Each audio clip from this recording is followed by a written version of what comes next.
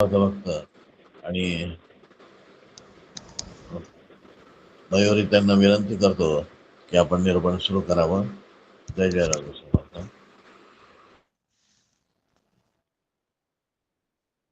हरे राम राम राम हरे हरे, हरे कृष्ण कृष्ण कृष्ण हरे हरे, हरे राम राम राम हरे हरे, हरे कृष्ण कृष्ण कृष्ण हरे हरे. सद्गुरुनाथ महाराज की जय. मला वाटते अंतरित्वा वसावे, तुझा दास बोधासी त्वा बोध व्हावे. अपत्यापदी पाजवी प्रेम रसा, महाराज या सद्गुरु रामदासा. जय जय रघुवीर समर्थ. शुका सारिखे पूर्ण वैराग्य ज्यांचे, वसिष्ठापदी ज्ञान योगेश्वरांचे. कवी वाल्मिका सारिखा मान्य ऐसा, नमस्कार माझा सद्गुरु रामदासा. जय जय रघुवीर समर्थ. ब्रह्मानंदं परमसुखदं केवलं ज्ञानमूर्तिं, द्वन्द्वातीतं गगनसदृशं तत्त्वमस्यादिलक्ष्यम्. एकं नित्यं विमलमचलं सर्वहि साक्षिभूतं, भावातीतं त्रिगुणरहितं सद्गुरुं तं नमामि, सद्गुरुं तं नमामि. जयांचे केलिया स्मरण, होय सकल विद्यांचे अधिकरण. ते वंदू म्या श्रीचरण, श्री गुरूंचे सद्गुरुनाथ महाराज की जय. परम पूजनीय डॉक्टर काकांना नमस्कार करते. परम पूजनीय माझे श्री गुरु सुनील दादांना नमस्कार करते. त्यांच्या चरणी लोटांगण घालते. माझे गुरु माऊली शैलाताईंना आणि राजूभाऊंना नमस्कार करते. श्रोते, आपण जगदीश मूर्ती, आपण सगळ्यांना नमस्कार करते, मनापासून नमस्कार करते आणि आजचे चिंतन सुरू करते. आपण जन स्वभाव निरूपण बघत आहोत आणि त्यामध्ये काल आपण बघितलं, कष्ट केल्याशिवाय सर्व काहीही मिळत नाही, अशक्य प्राय आहे. काहीही करण्यासाठी मग तो प्रपंच असो की परमार्थ असो, करणं तर आहेच. आणि जो असं मिळवायची इच्छा ठेवतो तो तमोगुणामध्ये आहे, असं आपण काल बघितलं. आणि तमोगुणाचं देणं काय आहे? आळस, प्रमाद, झोप. त्यामुळे त्याचा इहलोकही बिघडतो. म्हणजे इथं जेव्हा असो इथंही त्याला व्यवस्थित आयुष्य जगणं नाही आणि परलोकही बिघडतो, कारण त्यांनी तत्व जाणून घेतलं नाही. मी ब्रह्म आहे हे त्यांनी जाणून घेतलं नाही. म्हणजे त्यांनी ह्या मनुष्य देहाचं वाटोळं केलं. तमोगुण मनुष्य देहाचं वाटोळं करतो. हे मनुष्य देह फार भाग्याने मिळाला आहे, महत्भाग्याची घडी असं म्हटलेलं आहे. पण त्याला असं घालवणं किती मोठी चूक आहे. ते आपण करू नये यासाठी समर्थाने आपल्याला बजावलं आहे, सावध केलेलं आहे. आणि ते विवेकातून त्यातून कसं बाहेर पडावं हेही आपण बघितलं, की विवेक वापरून कितीही, कारण हे गुण कोणते आहेत आणि काय आहेत ह्याच्याकडे आपल्याला माहिती पडलं पाहिजे की तमगुणाचा स्टोप झाला आहे. आणि हे बघा, बिमारी माहिती पडली ना की औषध लागू होते, बरोबर परफेक्ट औषध घेता येते. पण जोपर्यंत बिमारीची पकड येत नाही तोपर्यंत औषध फिरून फिरून घेत जातात, पण काही कामी लागत नाही. तसं माहिती झालं की तमोगुणाचा हे आहे, सामर्थ्य सुरू झालेलं आहे, तर आपण त्याच्यावर बरोबर इलाज करता येतो म्हणायचं. आणि विवेक वापरून त्याच्यातून कसं बाहेर पडायचं हे आपण काल छान विस्ताराने बघितलं. आणि त्याच्यासाठी 24 तासाची साधना, सावध साक्षेपी दक्ष, ही 24 तास राहायचं आहे. आणि अशी ही साधना करून आपण या तमगुणातून रजगुणामध्ये, रजगुणातून सत्वगुणामध्ये राहू शकतो. आणि हे जमलं की मग सत्वगुणाची जोपासना करणं सुद्धा जमते. आणि मग सत्वातून शुद्ध सत्वामध्ये जाण्याची सोय लवकर आहे. म्हणून हे सगळे प्रयत्न आहेत. आणि हे बघितल्यानंतर आपण आता पुढच्या ओळीकडे वळूया की मेळविती तितके भक्षिती, ते कठीण काळी मरुनी जाते. आणि दीर्घ सूचनेने वर्तती त्याची भले. हा नियम प्रपंचासाठी लागू होतो आणि परमार्थासाठी लागू होतो. जितके आहे तितके संपवून टाकायचं हे योग्य आहे का? आपण काल बघितलं की हे थोडस वाचवावं लागते, थोडस शिल्लक ठेवावं लागते.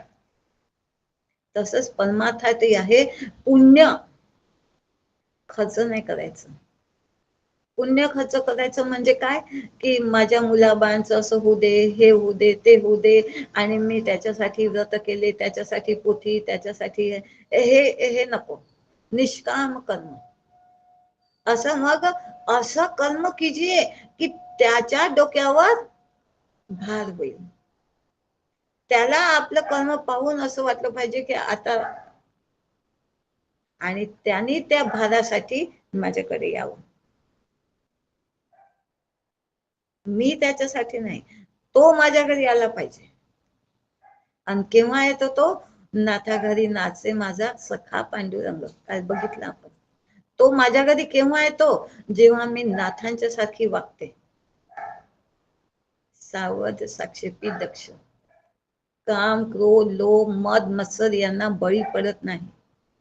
108 वेळा थुंकला होतो तरी शांतता टिकून ठेवणं म्हणजे सोपी गोष्ट आहे का? ही दैवी गुण संपदा आहे. आपण बघितलं आहे मागच्या समासामध्ये. आणि ही संपदा टिकून, संपदा आपण ह्या व्यवहारातली आणि परमार्थातली दोन्ही कमाई करावी लागतात आणि दोन्ही टिकवावी लागतात. तसे ही संपदा त्यांना टिकवता आली. आपण कमाई नाही केली का? केली ना, पण खचून टाकली. आपण लगेच कामाला, क्रोधाला, लोभाला बळी पडलो आणि तो लोभ, तो मोह, तो पूर्ण करण्यासाठी ह्या धनाचं म्हणजे सुखाचं ह्या पुण्याचं खर्च केलं. आणि असं होऊ नये म्हणून ते म्हणतात तुम्ही जमा करायला शिका. त्याला आपण हा विषय बघितला आहे. इहलोकीचे संचितार्थ, परलोकीचा परमार्थ. संचिते विण व्यर्थ, जिते मेले. संचित हे आज महत्वाचा विषय आहे की संचित कसं हे करायचं आहे. संचितातलं जे असते ते आपल्या इथं हे म्हणून येत असते, क्रियमान प्रारब्ध म्हणून येत असत. आणि त्याला चुकवून नवीन प्रारब्ध न होऊ देणे हा पुरुषार्थ मला करायचा आहे. आणि ते ज्याला जमलं त्याला जन्मोजन्मी, एकदा मेल्याने सुटे ना, पुन्हा पुन्हा जन्मोजन्मीची यातना. ही एकदा केल्याने जमते का? तर म्हणतात नाही हो, एकदा आता जन्म घेतला तर मरावं लागणारच आहे. पण एकदानी माणूस सुटत नाही, अनेकदा जन्म घेतो, अनेकदा मरतो. आणि ही साखळी तोडण्याचं सामर्थ्य म्हणा की हे क्रियमान कर्म म्हणा, या मनुष्य देहाला दिलेलं आहे समर्थन ईश्वराने. ते आपण वापरायचं आणि त्याच्यातून सुटायचं. हे कसं आपण सुटता येते?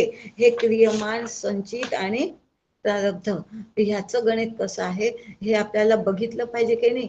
आणि त्याच्यातून कसं सुटायचं हे आपल्याला बघितलं पाहिजे. आणि जर हे मला जमलं, हे समजेल तेव्हा जमेल. आपल्याला माहितच आहे, जे माहित नाही त्याच्यासाठी श्रवण, मग ते ऐकलं पण पटत नाही त्याच्यासाठी मनन, पटलं हो पण वळत नाही त्याच्यासाठी चिंतन. आणि आता जीवनामध्ये वापरायचं निधिध्यासन. बस इथपर्यंत जो पोहोचला त्याला ह्या साखळी तोडता आली. ही साखळी कशी तोडायची हे आपल्याला आज बघायचंच आहे आणि साखळी तोडूनच टाकायची आहे. कारण हा मनुष्य देह पुन्हा पुन्हा येईल याची गॅरंटी नाही आहे. आपल्याला सगळ्यांना माहित आहे की जेव्हा पाप आणि पुण्य संचितात एकसारखे होतात म्हणजे समसमान होतात तेव्हा मनुष्य देहाची प्राप्ती होत असते. नाहीतर जर पापाचं पारडं मोठं असेल वर जास्त असेल तर मग खालच्या योनीमध्ये पशु पक्षी वृक्ष वगैरे योनीमध्ये, आणि जर हे पुण्याचं पारडं जास्त असेल म्हणजे पुण्य जास्त असेल तर मग देव योनी, यक्ष गंधर्व योनी अशा वरच्या योनी मिळतात. पण ह्या सगळ्या योनी मग वरच्या का असना देव गंधर्व ह्या सगळ्या योनी आणि खालच्या योनी ह्या सगळ्या भोग योनी आहेत. ह्याच्यामध्ये फक्त जे आहे ते खर्चच करायचं आहे, ह्याच्यामध्ये कमाईची व्यवस्था नाही. फक्त आणि फक्त मनुष्य देहातच ही व्यवस्था आहे. म्हणून हा देह मिळवला आपण, भगवंताने आपल्याला महाकृपा केली, फार मोठी कृपा केली. महत्भाग्याची घडी ही आपल्यासाठी मोठ्या भाग्याची घडी आहे की आपल्याला मनुष्य देहाची प्राप्ती झाली. आणि आता त्याच्यावर साठी काय करायचं तर डॉक्टर काका म्हणतात, मग भाग्याची घडी दौडू नये परोपरी, घ्यावी आत्म्यावरी उडी झडझडू नये. इथं ढील करू नका, इथं सैल पडू नका, इथं ढिले पडू नका, घेऊनच घ्या. मी तुम्हाला सांगतो, श्री गुरूंनी सांगितलं ते करूनच टाकलं पाहिजे. अर्जुन बघा त्यांच्या श्री गुरुने जे शिकवलं ना, म्हणजे धनुर्युद्ध शिकत होते तर रात्री अंधारामध्ये सुद्धा मला तसा बाण सोडता येतो का ह्याची आपली आपली परीक्षा ते करायचे. इतका आपण आपल्या श्री गुरूंच्या दिलेल्या बोधावर असलं पाहिजे तयार वागायला. आणि त्याच्यासाठी क्रियमान कर्म म्हणजे काय असते, चालू जन्मात जागृतीमध्ये आणि हेतुपूर्वक बरं हे केलेले जाणलेले त्रिविध कर्म, मग ते काया वाचा आणि मनाने, हे जे कर्म आहे ते म्हणजे क्रियमान कर्म. आता आपण मनुष्य देहात आहोत ना, तर हे जे आपण कर्म करत आहोत, मग मनाने केलं काय, ह्या कायेने किंवा बोलून केलं काय, काया वाचा मने. जर आपण जे त्रिविध कर्म करतो त्याला, आणि हा अधिकार प्रत्येकाला आहे, कसं करायचं हे तुम्ही तुमचा विचार करा. भगवंत म्हणतो, ईश्वर म्हणतो, मी तुम्हाला हा अधिकार देऊन दिलेला आहे, आता तुम्ही त्याचा वापर कसा करता. जसे वडिलांनी ₹1,00,000 दिले, आता तुला तिथं ते कसे वापरायचे आहेत तू बघ, उडवून टाकायचे आहेत की नवा धंदा सुरू करून त्याला वाढ करायची आहे, हे तू तुझं बघ. हे स्वातंत्र्य, असं ईश्वराने हे स्वातंत्र्य आपल्याला दिलेलं आहे. क्रियमान कर्म त्याला म्हणतात. आणि प्रारब्ध कर्म, हे प्रारब्ध कर्म असं असते की सृष्टी चालकाच्या म्हणजेच ईश्वराच्या विशिष्ट कायद्यानुसार जे अनंत जन्मातील सर्व कर्मांचा साठा आपला जमा झालेला असतो, त्यातील भाग प्रत्यक्ष भोगण्यासाठी वेगळा काढला जातो. आणि ज्याला योग्य असा चालू देह, त्याच्या योग्य अशी परिस्थिती, त्याच्या योग्य असे सगळे कर्माला ते तसा देह देऊन देतात, त्याला म्हणतात प्रारब्ध. मग आपल्या संचितात म्हणजे जे आपल्या मागे जमा केलेलं आहे त्यातलं थोडूस जे परिपक्व झालेलं आहे ते, आणि त्याच्या अनुकूल देह, त्याच्या अनुकूल देह संबंधी, त्याच्या अनुकूल सगळं ते देऊन दिलं जाते आणि त्याला पाठवून दिलं जाते. याला म्हणतात प्रारब्ध कर्म. पण म्हणतो माझ्या प्रारब्धात हे नाही आहे.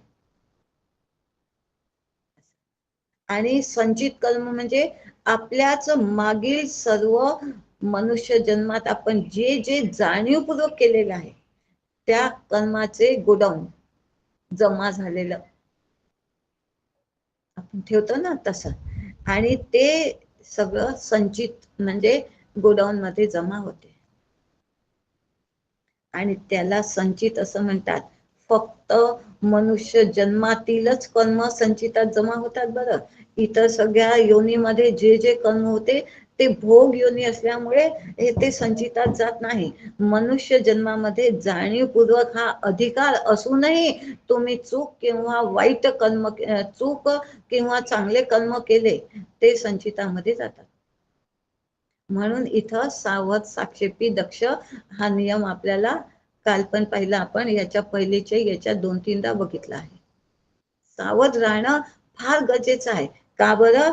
ह्या संचितामध्ये ते गेलं नाही पाहिजे, ही सावधगिरी ठेवायची आहे. म्हणून प्रत्येक कर्म करताना सावधान असं सावध राहून कर्म करायचं आणि ते योग्य अयोग्याची निवड करून करायचे. विवेक म्हणतो ना आपण त्याला. पहिले पृथक्करण करा आणि योग्याचीच निवड करा आणि अयोग्य आहे ते टाकून द्या, हे सुद्धा जमलं पाहिजे. हे निवड करता येते. बाकी इतर योनीमध्ये ही निवड करण्याची काही अधिकार नाही किंवा येतही नाही. म्हणून प्रारब्ध भोग भोगणे एवढंच काम दुसऱ्या योनीमध्ये असते, या योनीमध्ये नसते. फक्त मनुष्य योनीमध्ये सगळा अधिकार आहे. म्हणून मनुष्य देहाला सगळ्यात महत्वाचा देह म्हटलेला आहे, योनी म्हटलेला आहे.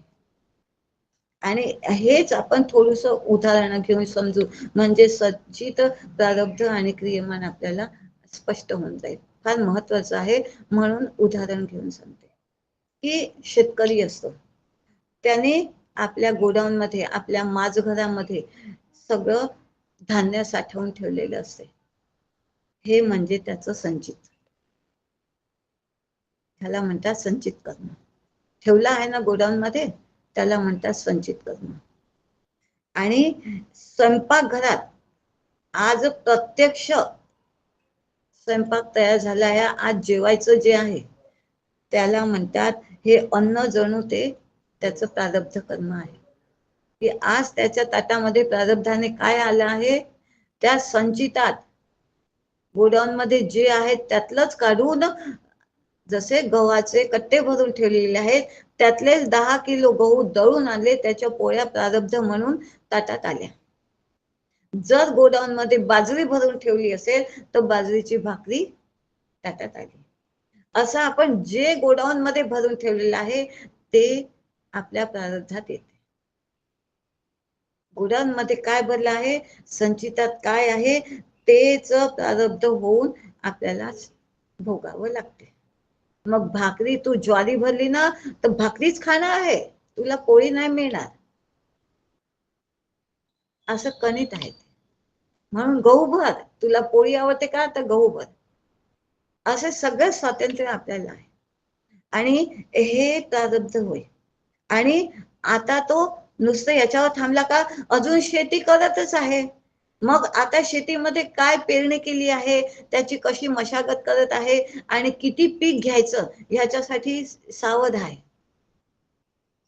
पावसापासून कीड लागणार नाही, जनावर पक्षी खाणार नाही, हे कसं तो लक्ष ठेवून भरपूर धान्य माझ्या संचितात येईल, माझ्या गोडाऊन मध्ये येईल.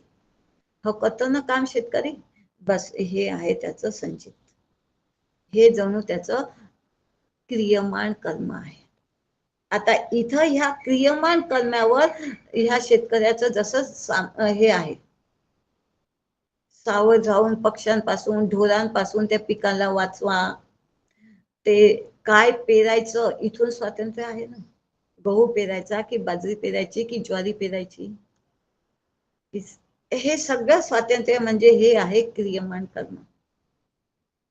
आणि जे क्रियमान कर्म आहे ते संचितात जाणार आहे, ते गोडाऊन मध्ये जाणार आहे आणि तेच तुझ्या ताटामध्ये म्हणजे प्रारब्धात येणार आहे. म्हणून क्रियमान कर्म फार सावधगिरीने करावं. आता हे तिने उलगडे झाले असते. मग जीवाला नाना योनीमध्ये, आणि हे जसे तो करतो या सगळ्या, मी एवढं पुष्कळदा असे विचार येतात बघा आपल्या मनामध्ये की मी एवढं खूप या छान देवदेव करतो आहे, अभ्यास करत आहे, सगळं आहे, तरीही मला एवढे कष्ट, एवढा त्रास का? कारण ते संचितातलं आणि कोणी काहीच नाही करत तरी तो त्याला हे लौकिकातली संपत्ती खूप मिळत असते आणि सगळं व्यवस्थित असते, कारण त्याच्या गोडाऊन मधलं संचितातलं ते तसं त्याला मिळालेलं आहे. जेव्हा गोडाऊन मधलं संपेल तेव्हा त्याला हे माहिती पडेल. अशी ही व्यवस्था आहे की पुष्कळ लोक आपल्याला असे दिसतात की जे नाही काही न करता सुद्धा सगळे सुख उपभोग भोगत आहेत, आणि दुसरा एक सगळं करून सुद्धा त्याला दुःख. हे याचं गणित असं आहे, कारण गोडाऊन मधलं जे निघालं तेच ताट्यात येणार आहे. संचितातलं जे आलं तेच प्रारब्ध म्हणून भोगावं लागत असते. आणि आता आपल्याला काय करायचं आहे की नाना जन्मात त्रिविध ताप सोसून ह्या देहधारी कोणत्याही प्राण्याच्या किंवा देह धरणे हे करू शकतो. म्हणजे देहधारण देणं हे ईश्वराचं काम आहे, हे आपल्या हाती नाही. जसं आपल्या संचितात असेल त्यानुसारी तो आपल्याला देह देऊन देतो, त्यानुसारी भोग देऊन देतो, त्या त्या योनीमध्ये टाकून देतो. पण आणि पाप आणि पुण्य हे विविध व्यक्ती हे योनीतले सगळे करतात, कारण त्यांना ब्रह्म माहित नाही, म्हणून त्यांना त्या भोग योनी आणि मनुष्य देहामध्येच मी आत्मा आहे, मी ब्रह्म आहे हे माहिती करून घेण्याची सोय आहे, इतर योनीमध्ये नाही. म्हणून हा सगळा मनुष्य देह इतका महत्वाचा सांगितला आहे. या योनीमध्येच पाप पुण्य समसमान किंवा पाप किंवा पुण्य काय होते कसं होते हे बघण्याची बुद्धी किंवा हे सगळं याला मनुष्याला दिली आहे. इतर योनीमध्ये हे नाही आहे, बस भोगत जा भोगत जा आणि संपवत जा. क्षीणे पुण्य मत्य लोके विशंती, म्हणजे वरच्या योनीत असाल तरी ते पुण्य संपलं की ढकलून दिलं जाते. असं हे सगळे मानव देह मिळण्यासाठी संचितातले पाप पुण्य जसे समसमान झाले तेव्हा हे मिळालेलं आहे. एवढं फार कष्टाने फार म्हणजे भाग्याने मिळालेलं आहे. हे इतकं महत्वाचं आहे मनुष्य देह, आणि ते मिळून जर आपण ह्याला वाया घालत असू तर किती मोठी चूक करत आहोत. हे जन्म मरणाचे चक्र इतर योनीमध्ये संपत नाही, पण ह्या योनीमध्ये हे चक्राची ही साखळी आहे, ही तोडण्याची व्यवस्था मनुष्य देहामध्ये आहे. आणि ते चक्र जे आपण आहे ते पुन्हा पुन्हा तुटलं की चक्र थांबून जाते, ते आपल्याला पाहायचं आहे. आणि त्याच्यासाठी हे ज्ञान हा अभ्यास, ज्ञानाग्दी सर्व कर्माणी भस्मसात कुरुतेर्जुन. हे ज्ञान म्हणजे कोणचं ज्ञान? ऐक ज्ञानाचे लक्षण. ज्ञान म्हणजे आत्मज्ञान. पहावे आपणासी आपण या नाव ज्ञान. मी कोण आहे हे मनुष्य देहातच कळू शकते, आणि ते कळून घेऊन त्याच्यातून त्याची जबाबदारीने ते छान व्यवस्थित सावध राहून ते आपण जर केलं तर आपण ही साखळी तोडू शकतो. असा अधिकार प्रत्येकाला आहे. असं नाही की अमुक अमुक यालाच आहे याला नाही दिला. प्रत्येकाला मनुष्य ईश्वराने दिलेला आहे, आणि तो आपण मनुष्य जन्माचे लेणे अकस्मात भाग्याने तेथेची ब्रह्म जाणणे नियोजित. हे नियोजन आहे ईश्वराचं की तू जाणून घे आणि याच्यातून सुटून जा.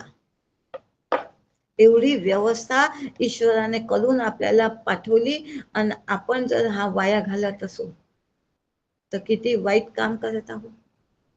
सध्या मिळालेल्या शरीरात जन्मल्यापासून मरेपर्यंत आपण जे जे कर्म करतो ना त्याला आपण क्रियमान कर्म म्हणतो.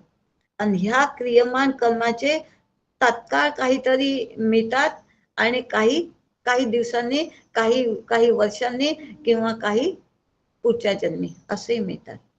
म्हणून इथं क्रियमान कर्माच्या ठिकाणी सावध राहायचं आहे की जसं भूक लागली आहे, स्वयंपाक केला, जेवलं, झालं काम, फळ मिळून गेलं, समाधान. पण काही असे असतात दीर्घ काळाने मिळतात, म्हणजे परीक्षा दिली आहे, 1-2 महिन्यांनी रिझल्ट आला. काही कर्म असे आहेत की आज परीक्षा देऊन एकानंतर एक वर्गात पास होतो आहे, नोकरी लागेल आणि पगार तेव्हा घरात येईल, म्हणजे दीर्घकाळाने येईल. आणि सर्वच कर्म जीवाच्या अशा रीतीने पुढच्या जन्मात सुद्धा काही काही कर्म जमा होतात. अशा या क्रियमान कर्मावर विशेष करून लक्ष ठेवायचं आहे.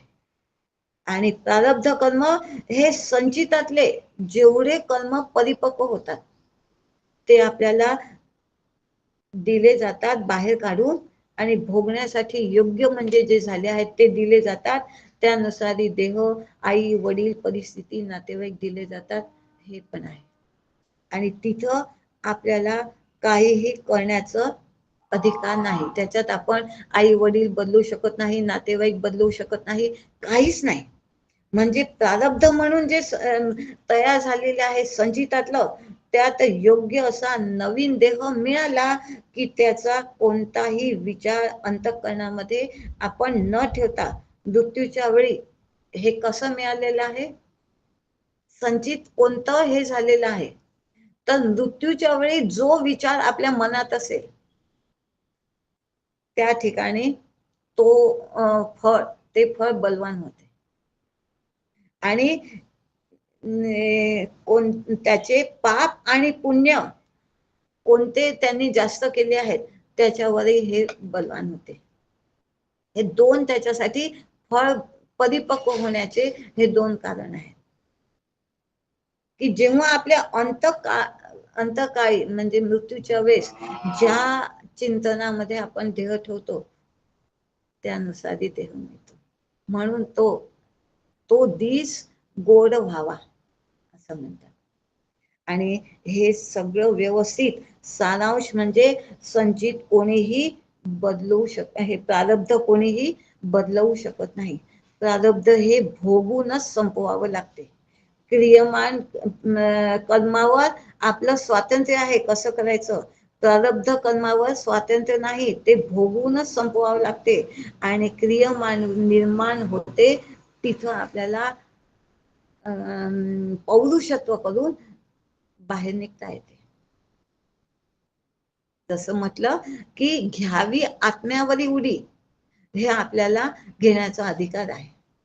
की तू काल पाहिलं तसं तमोगुणामध्ये लोळतो की आत्म्यावर उडी घेतो, हे बघ तू तुझं. अगदी कालचा आजचा विरोधी विषय आहे. काल तमोगुणाचा होता, आज शुद्ध सत्वामध्ये जाण्याची कशी सोय आहे हे आपल्याला अभ्यासायचं आहे. आणि त्याच्यासाठी हे आपल्याला जे जे करता येईल मुक्तीसाठी, आत्मज्ञानासाठी, ते आपल्याला करता येते. आणि ते कसं, हरिचिंतने मुक्तिकांता वदावी, समर्थांनी म्हटलं आहे ना मनोबोधामध्ये. हरिचिंतने, त्या चिंतनामध्ये आता राहायचं आणि चिंतने तद्रुपता. आणि तोच मरणाच्या वेळेस जे आयुष्यभर आपण चिंतन केलेले असेल ना, तेच त्या क्षणी आठवते. म्हणून असं नाही विचार करायचा की त्या क्षणाला सांगितलं आहे, आज थोडी सांगितलं आहे, आज मी छान रमतो संसारामध्ये आणि मग शेवटच्या क्षणी चिंतन करून घेईल. नाही नाही, असं नाही जमत. जी सवय पडता सवय पडे, नियमच सांगितलेले आहे सगळेच, की ही सवय जी असेल ना तीच त्या क्षणी कामी लागणार आहे. म्हणून आजपासून काय करायचं आहे, हरिचिंतने मुक्तिकांता वदावी, हरीच्या चिंतनातच राहायचं आणि त्याच्या चिंतनात कार्य करायचं. आणि अशा रीतीने स्वतःला या शुभाशुभ कर्माचे संस्कार देऊन पाप आणि पुण्य याच्यातून स्वतःची सुटका करायची. हे आपलं हाती आहे. आणि नवीन प्रारब्ध म्हणजे गोडाऊन मध्ये आता काही टाकायचं नाही, कारण जे गोडाऊन मध्ये असलं ते खावं लागते. बाजरी आहे की गहू आहे हे आपल्याला येतेच, म्हणून आता गोडाऊन रिकामं करायचं आहे. तिथं काही गेलंच नाही पाहिजे. आणि हे सर्व सिद्धांत हेतुपूर्वक आपण लक्षात घेतलं पाहिजे. क्रियमान स्वातंत्र्य प्रयत्न करून त्याच्या बाबतीत अत्यंत प्रयत्नवादी असावं. हे याच्यामध्ये अगदी सावध राहायचं आणि संचितात ते जाणार नाही, याच्यासाठी श्री गुरु आपल्याला धडे देतात की हे तू कसं कर. हे प्रारब्ध आहे ना, हे म्हणतात तू भोगूनच संपव. या प्रारब्धामध्ये म्हणजे ईश्वराच्या नियोजनामध्ये संत श्री गुरु अगदी केव्हाही ढवळाढवळी करत नाही. पण ह्याच्यातून सुटायचं आहे का तुला, तर म्हणतात की तू काय कर, या प्रारब्ध जे आहे आलेलं आहे त्याला बायपास करून कसं जायचं किंवा त्याला फोडून कसं पुढे जायचं हे मी तुला सांगतो. जशी गंगा वाहत चालली आहे, किती मोठे मोठे डोंगर, किती मोठे मोठे, तर एक तर ती त्याला वळसा घालून जाते किंवा त्या डोंगरातून फोडून त्याच्यातून मार्ग काढते. आपण पाहतो दोन्हीकडे असे डोंगर असतात आणि मधून ती वाहते. कित्येक सृष्टीचे असे सौंदर्य आपण बघितले आहे. असं मधून कसा रस्ता काढून घ्यायचा हे आपल्याला श्री गुरु सांगतात. पण तू सागराला जाऊन मिळ, प्रारब्ध चुकवायचं नाही. कारण जर प्रारब्ध राहिलं तर ते आपल्याला भोगायला परत यावं लागते. म्हणून ते म्हणतात हे प्रारब्ध तुला जे मिळाले आहेत ना, ते तू प्रयत्नाने तू ते चुकवून भोगून घे. पण प्रयत्नवादी हो, आळसी असा होऊ नको. प्रयत्नाची पराकाष्ठा कर आणि आपल्या क्रियमान कार्य तू एकदम छान कर. निष्काम कर्म ज्याला आपण म्हणतो. आणि अशा रीतीने तुझे हे कर्म जे तुझ्या संचितात जमा होणार आहे ते होणार नाही. ते कसं आहे आयडिया ते मी तुला सांगतो. श्री गुरु म्हणून करावे लागतात की त्यांच्या केल्याने, श्री गुरूंच्या केल्याने आपल्याला त्याच्यातून सुटण्याचे रस्ते मिळतात, त्याच्यातून बाहेर पडण्याचे रस्ते मिळतात. सद्गुरु कृपेविना तोरणोपाय नाही, या कारणे लवलाही सद्गुरु पाय धरावे सेवावे. हे सगळं करण्यासाठी श्री गुरुच कृपावंत आहेत आणि तेच याच्यातून निघण्याचे रस्ते सांगतात. ह्याच्यातून जर निघायचं असेल तर छेदावया जन्म मरण, ह्याचं छेदन करायचं असेल तर एकच रस्ता आहे, श्री गुरु करावे. इतर कशासाठी श्री गुरु नाही आहेत की श्री गुरूंच्या कृपेने मुलगा झाला, नोकरी मिळाली, हे सगळे प्रारब्ध आहे, ते होणारच होतं. या सगळ्यांसाठी नाही आहे. श्री गुरु कशासाठी आहे की ते जेव्हा आपल्याला असे रस्ते सांगतात, या प्रारब्धातून बाहेर निघण्याचे रस्ते श्री गुरु आपल्याला शिकवतात. आणि या जन्मी ते प्रयत्न कसे करायचे, या क्रियमान कर्म जे निर्माण होतील त्यांना संचितात कसं जमा होऊ द्यायचं नाही, ते पुढील जन्मी जर संचितच पुढील जन्म घ्यायला लावतात. आणि हे संचित भोगण्यासाठी पुन्हा क्रियमान कर्म, असे एक जन्माचे क्रियमान कर्म, हे प्रयत्न प्रत्येक याच्यात सुरूच आहे, सुरूच आहे, सुरूच आहे. आणि श्री गुरु इथं म्हणतात हे तू आता ही साखी तो इथं आहे ती व्यवस्था, आणि ती बुद्धी ती ईश्वराने आपल्याला दिलेली आहे. संचित तैसी बुद्धी उपजे असं म्हणतात. जे संचित आहे ना तशीच बुद्धी येणार.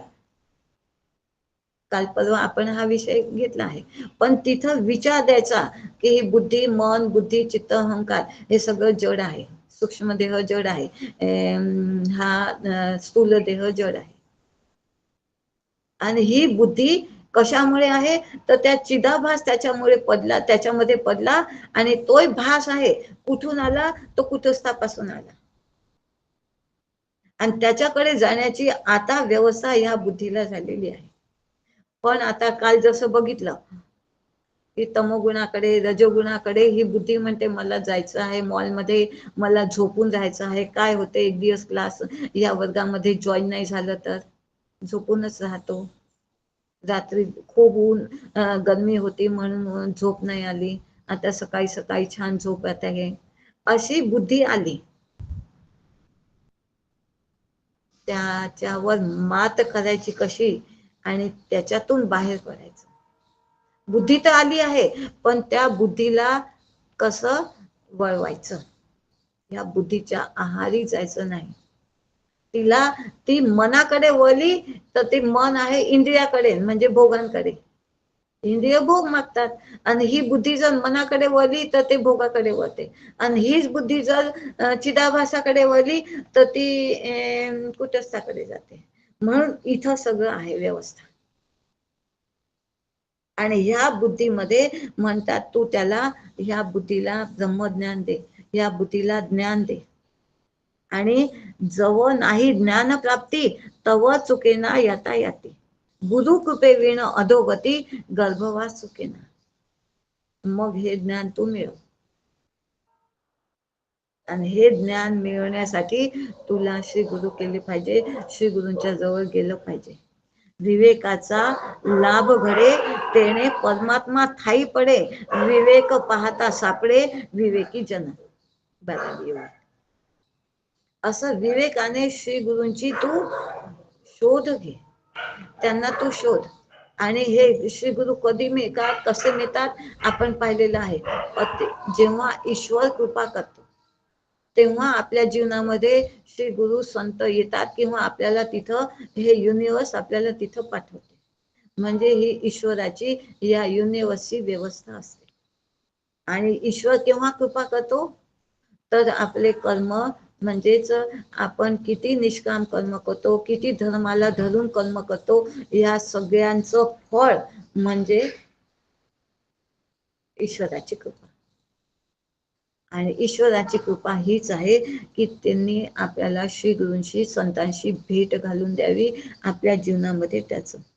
आणि श्री गुरु मग आपल्याला त्या प्रारब्ध, काल आपण जसं पाहिलं काल परवा, की श्री गुरु अनुग्रहित करतात म्हणजे काय करतात, हाताशी धरतात म्हणजे काय करतात, तर अशा रीतीने या प्रारब्ध कर्मातून बाहेर निघणं शिकवतात.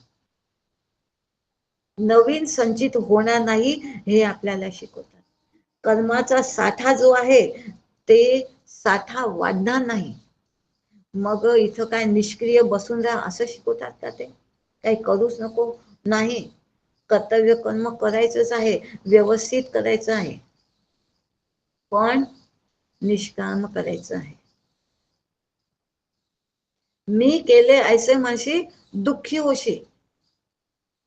दुःखी होशी म्हणजे काय, पुन्हा मी केलं ना मग ते गेलं संचितात, मग त्याचे भोग तुझ्या पदरात पडले म्हणजे तुझ्या गोडाऊन मध्ये गेले, म्हणजे संचितात गेले. राम करता म्हणशी, आता हे सगळं रामाच्या डोक्यावर टाकून दे. बस ही सोय श्री गुरु संत शिकवतात. मी करता म्हणू नको, कुठंच अहम अहम करोती इथे अहंकारा, हा अहंकार परमार्थाचा वैरी आहे. अहम करो म्हणू नको, मी केलं म्हणू नको, ही सगळ्यात महत्वाची शिकवण आहे श्री गुरूंची. मी केलं असं म्हणूच नको, कुठेही म्हणू नको. हे सगळं होत आहे, जसं आपण साधं साधं स्त्री असल्यामुळे तिचं उदाहरण देते. स्वयंपाक केला, मी स्वयंपाक केला असं म्हणू नको. माझ्या हाताने, आपण हे कोणाला बोलायला जायचं नाही. आपल्या मनामध्ये जेव्हा खूप छान भाजी होते तेव्हा आपल्या मनामध्ये येऊन जाते की इतकी छान भाजी मी बनवली आहे, कोणीतरी माझ्या घरातल्यांनी म्हणावं तू खूप छान केली, अशी मनामध्ये इच्छा होऊन जात असते. त्यांनी माझी वाहवाही केलीच पाहिजे.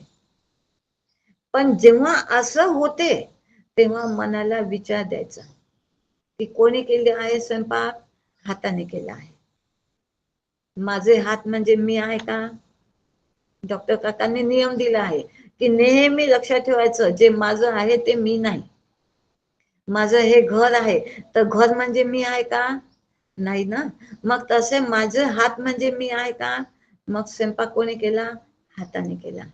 त्या हातामध्ये ते चैतन्य कोणी दिलं? त्या चैतन्य त्याच्यामध्ये आहे, म्हणून त्याने हातने स्वयंपाक केला. आणि मग त्याच्यात माझं काय आहे? मी केला का? सुटून जायचं त्याच्यातून. म्हणजे ही जी वाई माझी झाली पाहिजे, अशी जी कामना आहे, अशी जी वासना आहे, त्याच्यापासून स्वतःला वाचवून घ्यायचं. हे छोटस उदाहरण आहे. तसं 24 तास काहीही करायला गेलं तिथं असे एक तर चांगलं होईल, भाजी चांगली होईल, किंवा कधी कधी खारट होऊन जाईल. तो कोणी रागावलंही नाही पाहिजे. असे दोन्ही कडून हे विचार करायचे. प्रत्येक वेळेस चांगली होत नसते आणि प्रत्येक वेळेस बिघडतही नसते. जे झालं मग आता कर्म आपण दिवसभर करतो, तर ते कर्म कधी एखाद्या वेळेस चांगले होईल, एखाद्या वेळेस वाईटही होईल. तर हाच विचार द्यायचा की हे जे कर्म होत आहे ते ईश्वराच्या नियोजनाप्रमाणे माझ्याकडून केलं गेलं आहे, मी केलं नाही. सरळ विचार द्यायचा आणि स्वतःला त्या आरोपीच्या कटघऱ्यामध्ये उभं करायचं नाही की माझ्याच्याने चुकलं, माझ्याच्याने चुकलं. नाही, त्याच्या डोक्यावर टाकून द्यायचं. त्याला काही फरक पडत नाही. त्याला चांगलं म्हणा की वाईट म्हणा, तो तटस्थ भूमिकेमध्ये आहे आणि त्याला ते जमलं आहे, म्हणून तर तो ईश्वर झाला आहे. आणि आपल्याला फरक पडतो आहे, मला फरक पडतो आहे. कोणी मला रागवलं तर मला दुसरे फुगवे येतात, त्याला काही नाही होत. ईश्वराच्या पुढे म्हणजे भगवंताच्या पुढे आपण कितीदा सगळे गेलेलो आहोत की नाही, की देवा तुझ्या कृपेने फार चांगलं झालं, किंवा देवा मी एवढं एवढं केलं तरी माझ्या मुलाचं असं किंवा माझं असं, असे आपण म्हणायला गेले आहोत. आणि याच्यातून सुटा आहे तर देवा शरणागत आहेच ना ईश्वराच्या, तर ठेविले अनंत तसेची राहावे. हा नियम आपण लागू करायचा की त्याने जे करून घेतलं आहे ते त्याच्या मर्जीनुसार झालं आहे आणि त्याचं माझं काही भांडण नाही. मी ईश्वराला शरणागत आहे, मी त्याचा आहे, म्हणून तो माझ्यासाठी जे करेल ते योग्य करेल, छान करेल, हा विश्वास ठेवायचा, ही श्रद्धा ठेवायची. माझ्याकडून जे जे कर्म झाले आहे किंवा मला जे हे नातेवाईक, हे सगळे माझा देह, माझे देह संबंधी हे सगळे मिळाले आहेत, हे योग्य आहेत आणि छान आहेत, कारण ईश्वराने दिलेले आहे.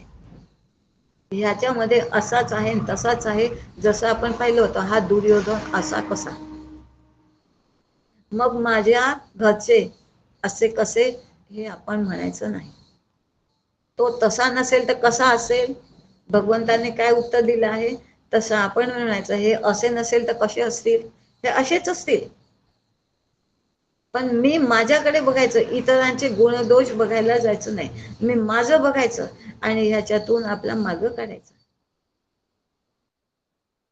ह्यांच्यासोबत ह्यांच्यामध्ये देहाने राहायचं, म्हणजे सहवासात देहाने आणि संघामध्ये श्री गुरूंच्या संतांच्या. त्यांनी सांगितलं आहे संतांजवळ जा, विवेकी जन, विवेक पाहता सापडे विवेकी जन. विवेकी जन म्हणजे कोण आहे? संत. सुख, संत सुखाचे मूळ, संत सुखाची केवळ, त्यांच्याजवळ दुसरं काही नाहीच आहे. त्यांच्याजवळ सुख, शांती, समाधान हेच आहे त्यांच्याजवळ. आणि ते मिळवायचं असेल तर संतांजवळ जा, श्री गुरूंजवळ जा, ते देतील. ते ह्या प्रारब्धामध्ये ढवळाढवळी न करता हे सगळे विचार जे सत्कडे आपल्याला नेतात, ते विचार ते देतात आणि त्याच्यातून आपल्याला सोडवतात. आपण ह्याच्या पहिले बघितलं आहे की मननात येते इथे मुनी आणि हृदयात दृश्यते अनेन इति ऋषी, म्हणजे नेहमी जे आनंद देतात ते ऋषी आणि मनन करायला शिकवतात ते मुनी. अशा ऋषी मुनींजवळ, संतांजवळ, श्री गुरूंजवळ जायचं, म्हणजे असं मनन करणं ते शिकवतात. आपला विषय सुरू होता की याच्यातून माझ्या असे असे जे कर्म चांगले किंवा वाईट आपले सुरू आहेत, त्याच्यातून आपण स्वतः कसं बाजूला व्हायचं, हे मी केलं नाही. काल परवा आपण जसं पाहिलं की हा देह कशाने बनला आहे? जडने, पंचमहाभूतांचा आहे, जड मायेचा.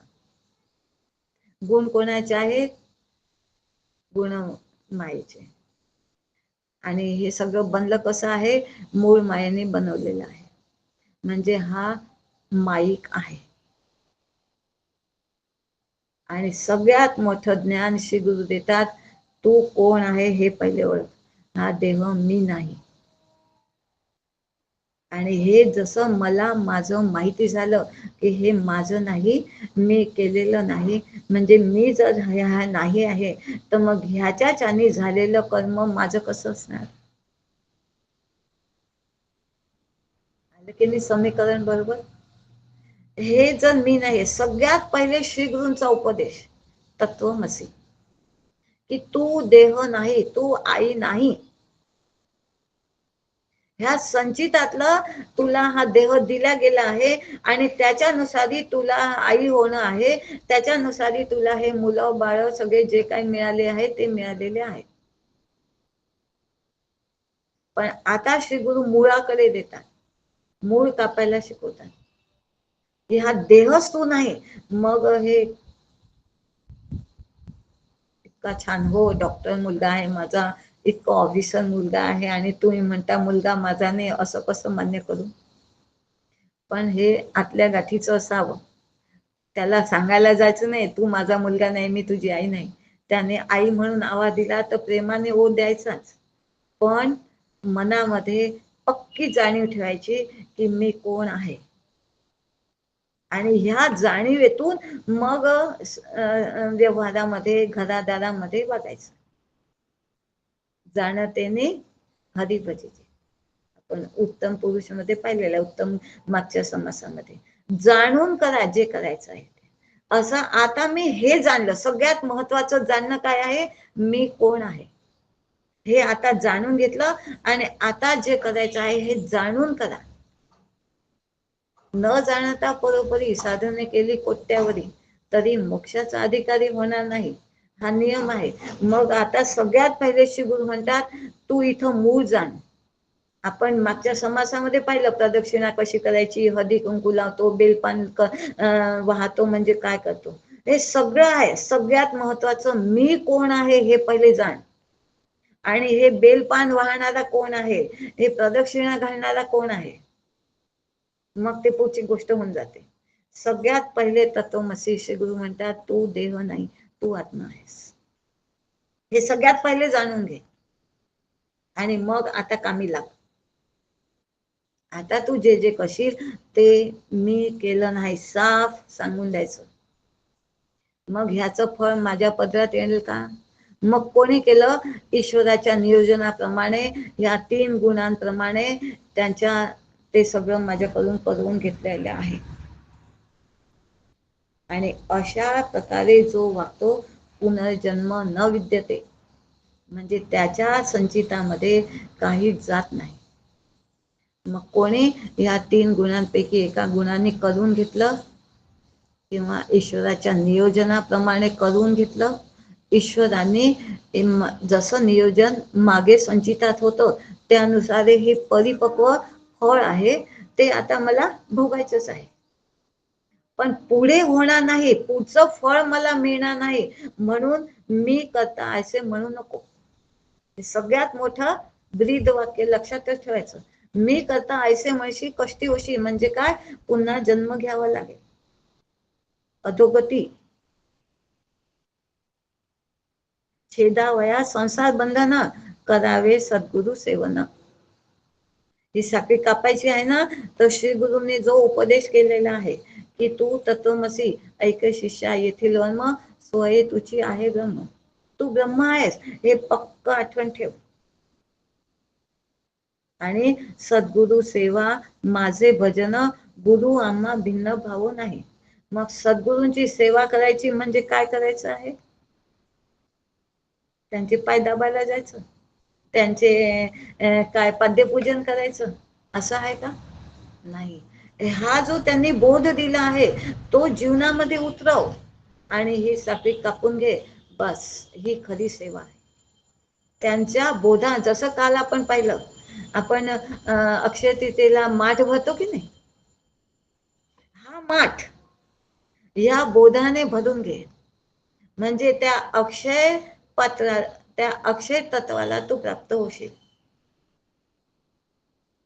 ही कृपा अक्षय तृतीयेच्या दिवशी श्री गुरुने करावी आणि त्याच्यासाठी जे जे करावं लागेल ते मी करायचं. क्रियमाण स्वातंत्र्य, हे स्वातंत्र्य माझ्या हाती आहे ना, तर मी काय करायचं, हा घट भरण्यासाठी त्या बोधामृताने मी माझा घट भरायचा. आणि ह्याच्यासाठी आपल्याला सगळ्यांना स्वातंत्र्य आहे, प्रत्येकाला आहे.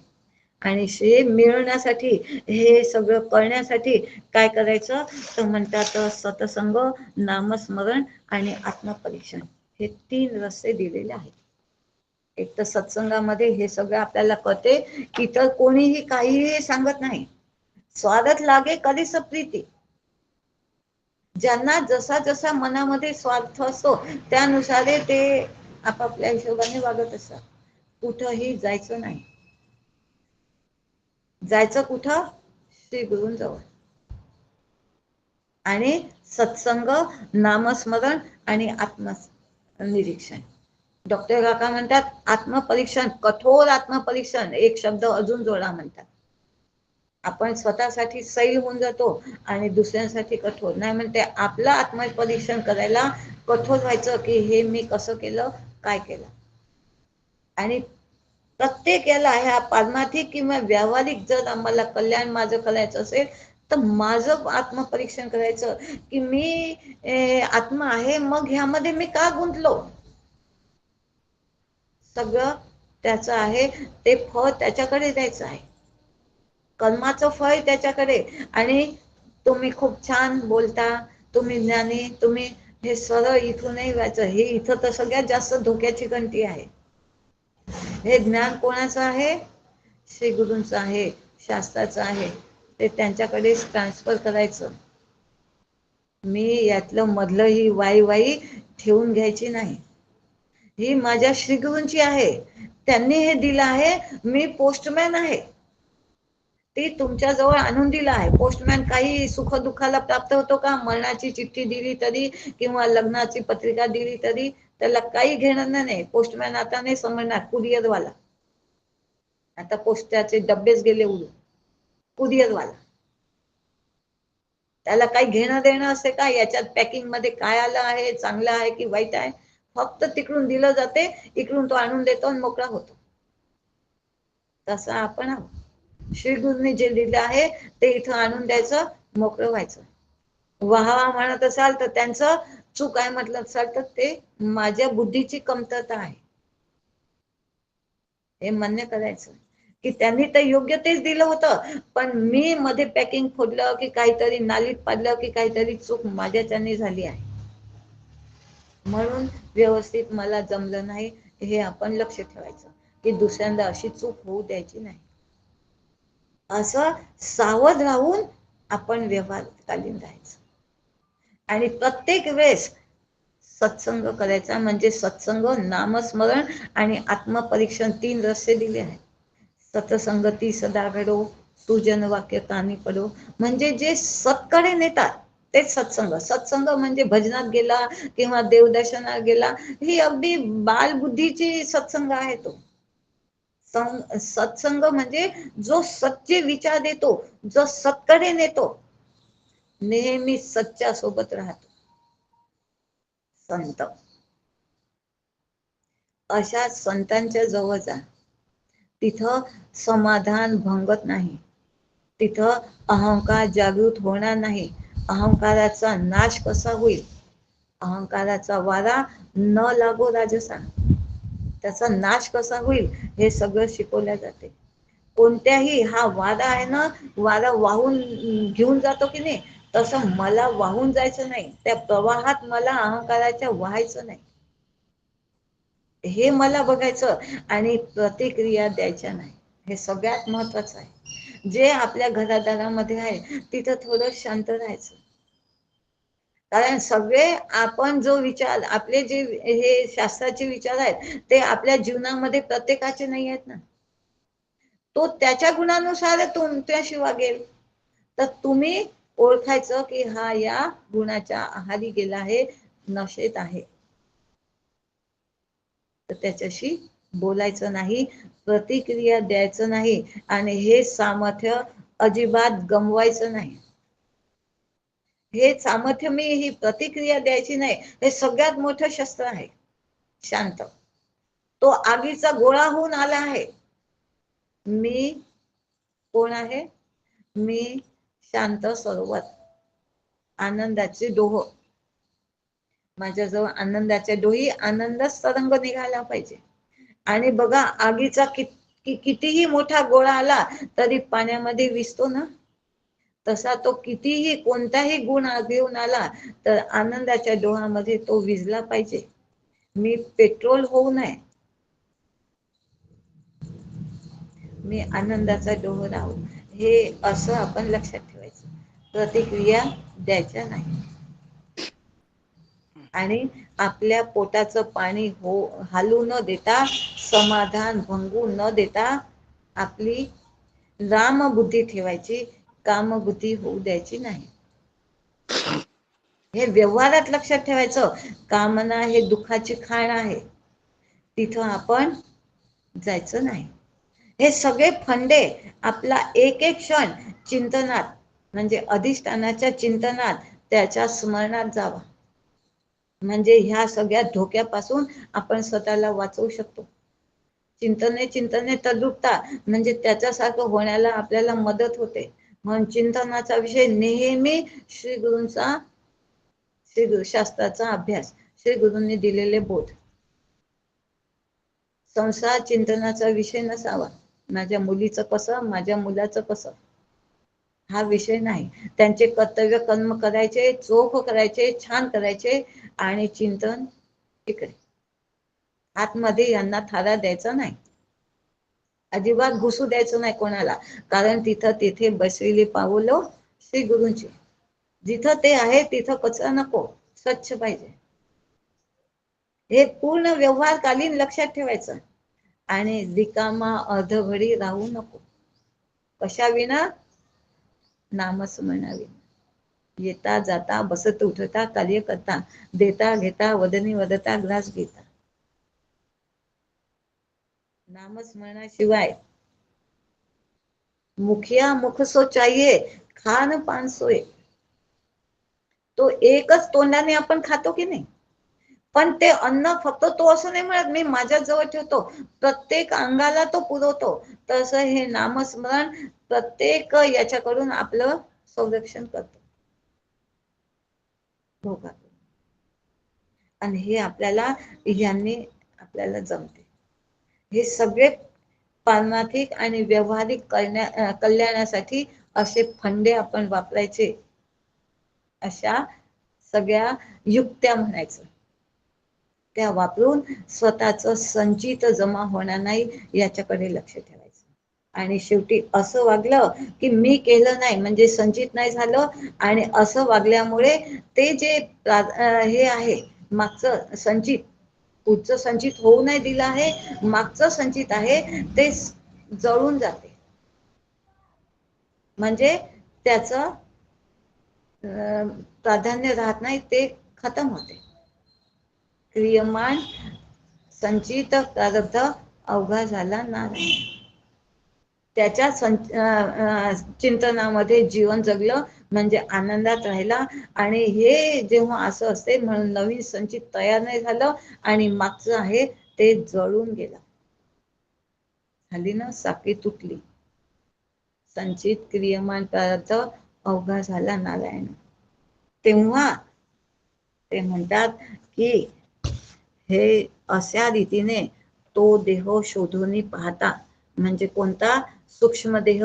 जे चित्त आहे वासनेचं असेल तर वासनेच्या संगी जन्म घेणे लागे. तेव्हा मग वेद म्हणतात, तेव्हा शास्त्र म्हणतात की तो यमदेव येतो तेव्हा ह्या वासनेचं चित्त शोधतो. तर म्हणतात तो देह शोधून पाहता लिंग देह न ये हाता. त्याच्या हाती हे सूक्ष्म देह लागत नाही आणि परिणाम काय होतो? यमदूत येत असे परता मोकळ्या हाती. आता जन्म देण्यासाठी जे कारण होतं तेच नाही राहिलं. गोडाऊन मध्ये संचितामध्ये काहीच नाही, वासना पण नाही आहेत, कारण भगवंताच्या चिंतनात आहे. मी केलं असं म्हटलंच नाही आहे. तसा सगळा हिशेब या मनुष्य देहाने आत्ताच पूर्ण करून टाकला. सगळं संपलं. आता रामकृष्ण हरी. आम्ही जातो आमच्या गावा, आमचा राम राम घ्यावा. कुठं आहे आमचं निरंजनी आम्ही बांधिले घर. अशा रीतीने ही जन्म मनाची साखळी आपल्याला तोडता येते अशा रीतीने आपण 12वी पर्यंत आज अभ्यास केला. त्याचं चिंतन आपण केलं. आता थांबूया, पुढचा अभ्यास उद्या करूया. आज सगळ्यांना नमस्कार करते. श्रीराम जय राम जय जय राम.